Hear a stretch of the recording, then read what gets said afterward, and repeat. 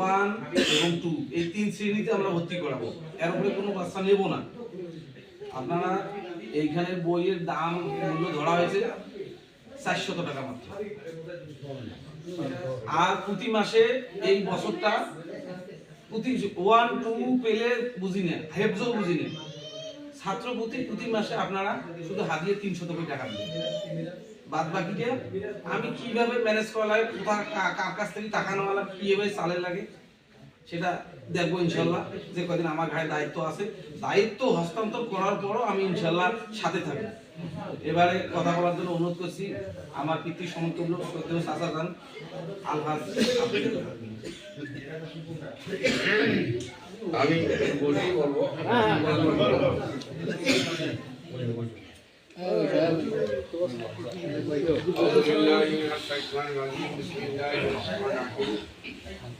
আলহামদুলিল্লাহ।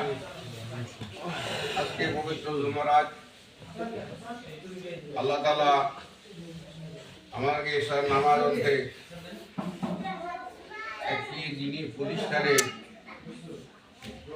একটা মত বিনিময় সভায় বসার জন্য আল্লাহ তৌফিক দিয়েছেন। আমরা সকলে বলি আলহামদুলিল্লাহ। আমার সর্বোপরি কথা হলো এই প্রতিষ্ঠানটা তৈরি করাটা বড় কথা নয়। এই প্রতিষ্ঠানটা যদি নূরের আলো জ্বলে তাহলে প্রতিষ্ঠানটা সার্থকতা আছে। প্রতিষ্ঠান আমি তৈরি করে দিলাম, ছাত্র নাই, শিক্ষক নাই, তাইলে এটা কি হইল?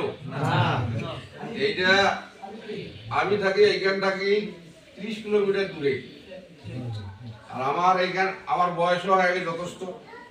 তবে আগে যে পরিশ্রম করি সেই পরিশ্রম করার মতো আমার ক্ষমতা এখন নাই। আর তারপরেও কতগুলো বিশেষ কাজে আমার ডাকলে আমি কিন্তু আসি।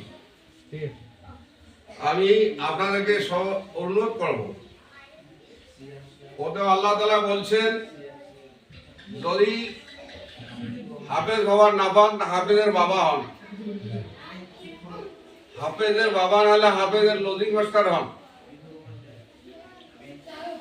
তাহলে যতটুকু সব হয় হাফেজ হবে, আমরাও অতটুকু সব অধিকারী হবো। কিন্তু যদি আল্লাহ তাআলা এই যে একটা বিশাল এলাকা, এই এলাকা কেউ মোটামুটি ছিল, এই এলাকার লোক সকলে অর্থশালী ছিল। আজকে নদী ভাঙার কারণে আল্লাহ আমাদের সবাইকে মানে বিচ্ছিন্নতা করে দিচ্ছে আর কি। আমি যে এখানে বাটগ্রাম গেছি, চলে গেছি, এইটারও কারণে এই নদী ভাঙা। যদি নদী না ভাঙতো আমারও এইখানে অভাবে থাকতো। আর ওইখানে যে আমি যতটুকু সম্পদ অর্জন করতে পারছি, যতটুকু আমল অর্জন করতে পেরেছি, সেটা হলো আল্লাহর ইচ্ছা। আমি সামান্য যেটা কথা শেষ করবো, আমার বেশি কথা বলার এনার্জি নাই। তারপরে আমি তেমন একটা শিক্ষিত লোক নয়, আমি সাদা মারা একজন লোক। আমার কথার মধ্যে ভুল ত্রুটি হইতে পারে।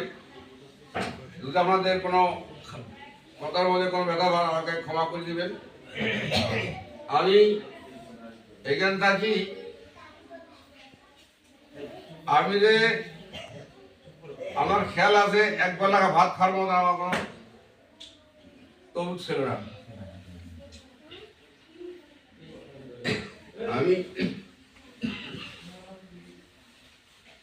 আমার মা 4টা মেয়ে, আমি ছোট ছেলে। আমাদের 4টা ভাত খাওয়ার কথা নিয়ে না করবে। মা আমার যাতে খেয়ে দোয়া করে গেছেন, আমার বাবা আমাকে দোয়া করছেন। আল্লাহ তাআলা আমি মনে করব আমার বাবা মার দোয়ায় আল্লাহ আজকে আমাকে সম্মানিত করছে। শুধু পাড়াগ্রাম থানা নয়, রংপুর ডিস্ট্রিক্টে দিকে আমার নামে কেউ বলে, একটাকে সকলে ছেলে, উনি একজন ভালো লোক, উনি একজন ভালো ব্যবসায়ী। আমাকে মাল ক্রয় করার সময় কোনো টাকা পয়সা কাগজ চাবে না। আমি একদিন ইডি মুসুরে গাইবান্ধা গেলাম, এক হিন্দু ভদ্রলোক, আমি যাওয়ার সাথে সাথে উনি ওই লোক কাগজে ফোন করলো, পাটগ্রামের এই লোক আছে বুঝলেন, ও যে কি করলো নিয়ে আছে, কি করেছে না করেছে ঠিক নেই, মানে ভাষা বলে বলতে কিভাবে আপনারা করে কেউ সন্তুষ্ট করবে, মানে অন্যরকম হয়ে গেল। যাই হোক, উনি বলতেছে যে হাজি সাহেব আপনাদের ধান কত লাগবে, আমি বলে টাকার কথা বলবো না, আমাকে 70-80 লাখ টাকা ওদের বাকি দিচ্ছে, ওই জন্য টাকা সে আনিবার পাইনি। আজকে আমার টাকা দেন, আমি টাকা যেমন বিশ্বাস করে দিয়েছে সেই বিশ্বাসটা আমি পালন করছি। এই যে সবার আমার টাকা থেকে মাল কেমন নাহলে কিনবো না, সপ্তাহে আজকে আমার সুবিধা আছে, আজকে কালকে তো আমাদের হবে ওই সপ্তাহে মাল কিনি, কিন্তু কালকে যে হবে না ওই সাথে মাল কিনবো না। যাই হোক, আপনাদের সকলের দোয়ায় পীরের মাতা মহামুরব্বী যারা আমাকে সবাই সেরে নেওয়া জানেন, সকলের দোয়ায় আল্লাহ তাআলা আমাকে এই বন্ধু এনেছে।